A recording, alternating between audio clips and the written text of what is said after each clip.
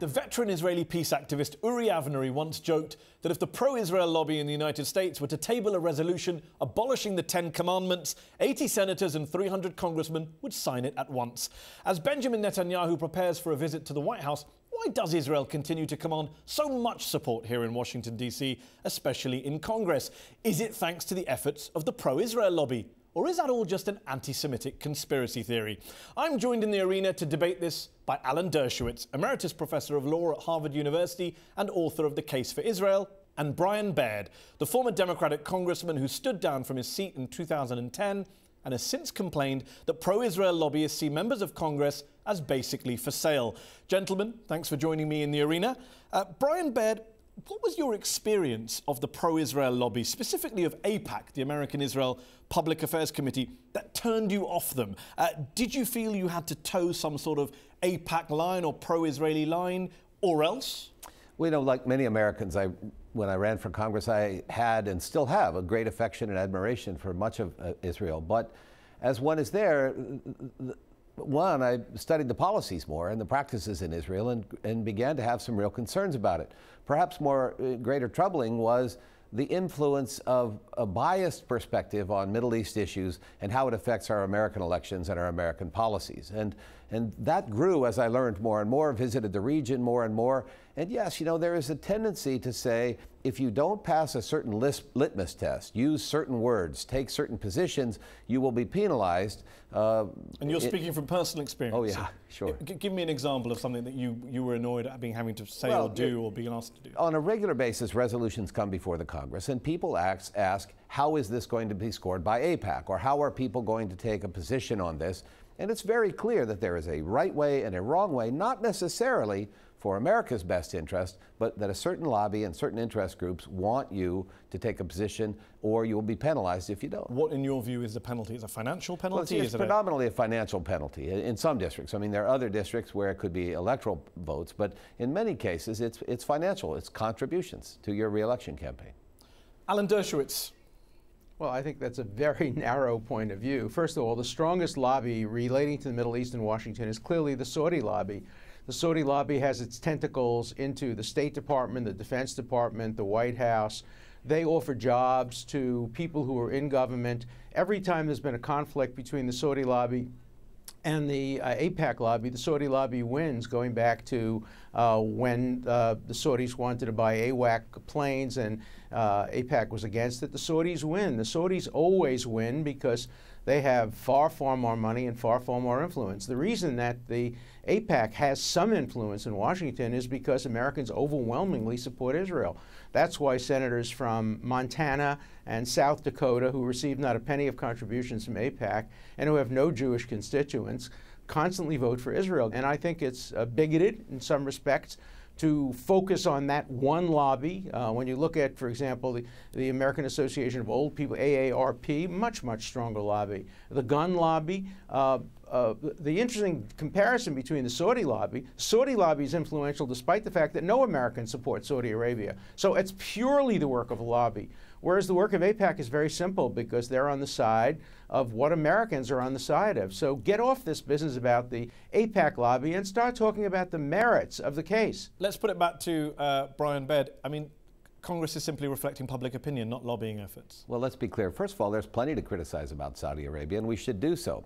But our ability to do that is impaired by what is perceived around much of the world by a blind, almost obedience to certain Israeli positions. And by the way, there are plenty of people within Israel who criticize Israeli policies, and plenty of people within America who do. So it's not a bigoted thing by any means. It's a legitimate analysis of, is this policy consistent with American values? Look, the issue is this. In America, we have lobbying. We operate through lobbies. What is bigoted is to focus on this one lobby. What's bigoted is to fail to understand that in virtually every other part of the world, there is bias and bigotry against Israel. The United States is the one country, along with Canada, that supports Israel, and it supports Israel not because of any lobby. It supports Israel because Israel has offered the Palestinians peace 3 times in the last 20 years. The Palestinians have rejected it. They support. Let me finish my point, please. They support Israel because Israel doesn't start this, quote, cycle of violence. It responds proportionally to the cycle of violence.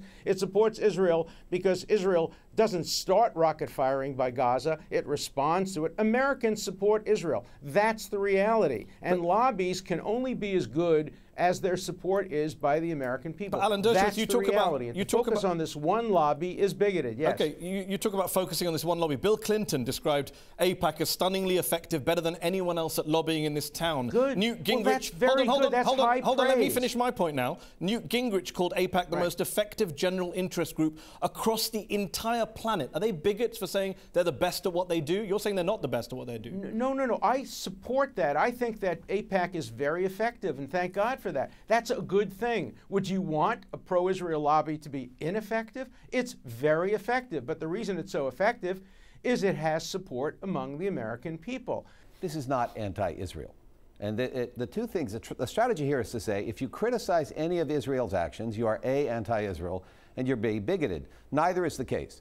I support Israel in many ways, but it's now, Mr. Dershowitz, but some of their policies, Mr. Dershowitz says that Israel responds proportionally. I've been to Gaza. That was not a proportionate response. It was a vastly disproportionate response. Nobody condones the missiles coming from Gaza. But look, Israel has basically created the world's largest open-air prison. They restrict Gazans from all sorts of things. They invade. Okay, but bringing the subject back to the debate, I know both of you want to debate Israel-Palestine. It's been debated endlessly on this channel and others. But here's the point. When Gaza came along, your colleagues didn't support you on that. They voted something like 390 to 5 in favor of Israel. Because the American Congress is, well, Mr. Dershowitz may think so, but the fact is most of the members of Congress had never tried to get to Gaza, never talked to people who'd been to Gaza, had not even read the report. What are they doing going down to the floor of the House of Representatives, voting on a report they've never read about a place they've never been? That's a problem. And why is that the case? Because the lobby is because people are so effective. No, it's not a problem. Look, I've been to Gaza, and it's very clear what the policy of Gaza is, and that is what I call the dead baby strategy. They purposely fire rockets from within highly populated areas in order to induce Israel Alan Dershowitz, to we can have a great debate about Gaza, and we can have a rebuttal. Well, that's what we're having. No, we're not having a debate about Gaza, because then I have to say to you that human rights groups disagree with what you say, but I don't want to have that debate with you. Let me get back to this. Let's stick to the issue. Do you believe...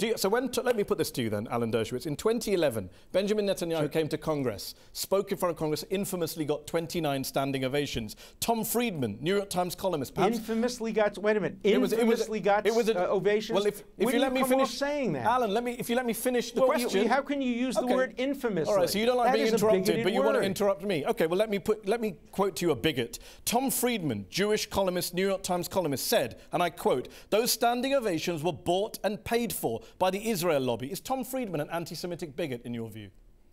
Well, he was wrong about that. No, is he a bigot, is my question. Is Tom Friedman a bigot, is my question. Benjamin Netanyahu spoke. Alan Dershowitz, I'm giving you a chance. No, I'm asking you a question. Is Tom Friedman a bigot? Answer the question, please. No, he's wrong. No, he's simply wrong about that. You can be wrong without being a bigot. You're a bigot when you use words like infamous. I'm a bigot. Against when you talk about people applauding. I was there. I saw the genuine support that Christians have for Israel, that people of every religion have for Israel. Americans understand that Israel is their partner for peace in the Middle East, and that's why Americans support Israel. That's why Israel is effective in Congress. That's why AIPAC is effective. I agree with Bill Clinton. AIPAC's very effective because it has a relatively easy job supporting a group that is widely supported in America. Yes. Ellen, I'm doing my best to not interrupt you, but please do give me a chance to respond. When you want to run for Congress, you are keenly aware that if you have to spend much of your life raising money, often in small contributions, and yet one large donor can write $1 million check, not based on your position on the United States issues, but based on interests of Israel.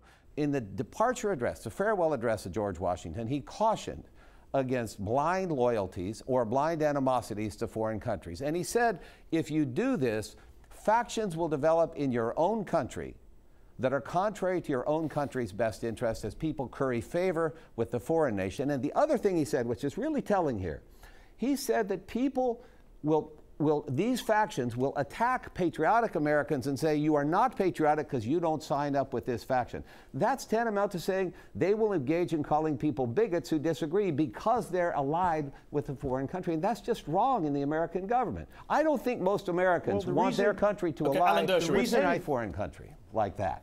The reason I think you are a bigot, sir, is because you focus only on the Israel lobby. Well, let me put that point to Brian. You would accept, would you not, that while some people talk legitimately about influence of the pro-Israel lobby in the context of the gun lobby, the pensioner lobby, the Israel lobby, there are some on the pro-Palestinian side who do see it in an anti-Semitic way, who do see it in a bigoted way, who do have this kind of conspiratorial views of Jews running the world or running America. You would accept that? We should adamantly and vigorously confront that. Anti-Semitism is flat wrong. Racism is flat wrong. But there are plenty of reasons that we need to confront both. And what I'm saying, Alan, is that bias does not allow us to, in an even-handed, objective way, say, here's what we support about this country, including Israel, which there is much to support. But it does not allow us to say that policy is wrong. And there are policies that the Israelis engage in that are wrong. And when one raises those, they are called anti-Semitic and they're called bigoted. That shouldn't be. That's just false. That's just false. Take the settlements. The vast majority of congressmen who support Israel are critical of the settlements. I'm critical of the settlements. The president's critical of the settlements. Many Israelis are critical of the settlements. Nobody complains. Nobody ever calls. But Congress hasn't done anything. As I've said before, if criticism, let me finish, please. If criticism of Israel were anti-Semitic, the largest concentration of anti-Semites would be in Tel Aviv, and the largest anti-Semitic newspaper would be Haaretz. Of course, criticism of Israel is legitimate. I engage in it all the time. I've been critical of the settlement policy since 1970. The point is this. The point is that Israel generally is America's strongest ally in the Middle East. They depend on each other. They're mutually dependent. And it's very good. It's important for the United States to have another democracy in the area. Nobody knows where the Saudis will be in a year from now. Nobody knows who will be running Egypt. Nobody knows what Syria will look like. Everybody knows that Israel, you're not letting me finish. Everybody knows that Israel will support the United States, and that's why the Israel lobby is strong. And you've made that. Let me pick up on something you said throughout this discussion about American public opinion being behind Israel, which is true. The polls show that 55% of Americans want their government to lean towards Israel.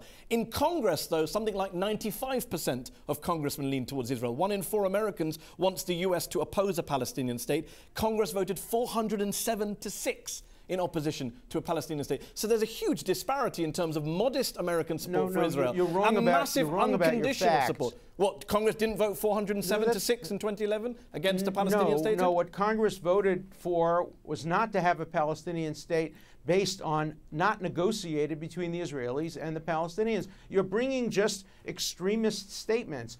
When you look at the way Congress actually votes, you see that they do reflect the will of the United States. Well, 410 to 8, 390 to 5, 407 to 6. Looks completely that one-sided. reflects the points of view of the United States on a great many of these issues. When you talk about a Palestinian state, let's talk about it in a nuanced way. Alan, the reason there is no Palestinian state is because the Palestinians rejected the offer in 2000, 2001, 2007. They refused to sit down and negotiate. Netanyahu has made an open-ended offer to negotiate now. What Alan is doing now is position. exactly indicative of the problem.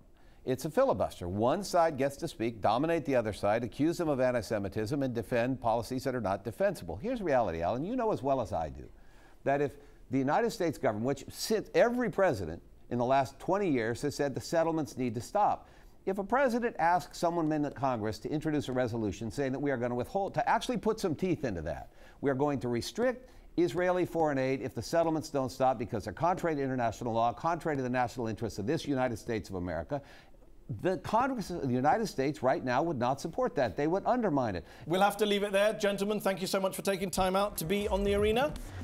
That's our show. Up Front will be back next week.